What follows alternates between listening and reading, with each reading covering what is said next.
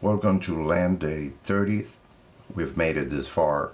Thank you for being with us in this journey. Today we want to reflect on a major topic. Can break us or make us? We're talking about trust. Let me be direct here. This trust builds empires. Trust builds communities. But trust begins with a step of faith. Martin Luther King Jr. once said, "Take the first step, even when you don't see the whole staircase." We're living in a time of deep distrust between nations, between communities, between families and churches, between sisters and brothers of the same faith, between colleagues and friends. And when trust breaks, everything fractures.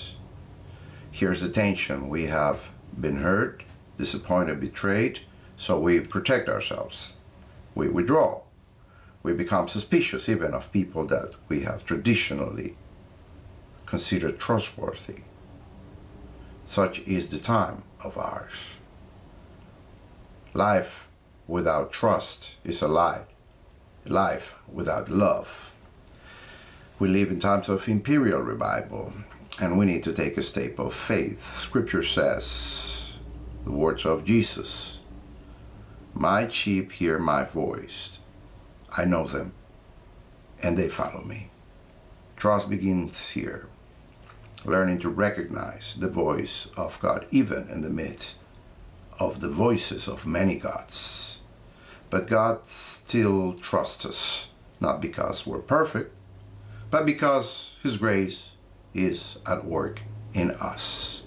And in Jesus, we see what trust looks like. He restores, He forgives, He believes again after betrayal, He heals, He liberates. Here's the big challenge in our time. We have learned to distrust the other as a way of living, even Christianly.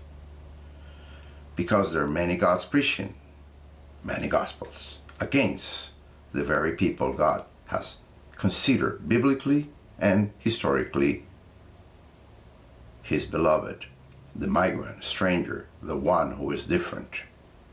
Yet Jesus says, "I am here. And if you put attention, you will recognize my voice." So today, Len asks us, am I building walls of suspicion by following the wrong God, or becoming a person of trust? Trust is risky, but without it, there is no community, there is no healing, there is no future. And maybe trust begins here, seeing Christ in the very person that we fear or distrust the most. Not an easy task, but it's Christopraxis. Thank you for walking with us at your own pace.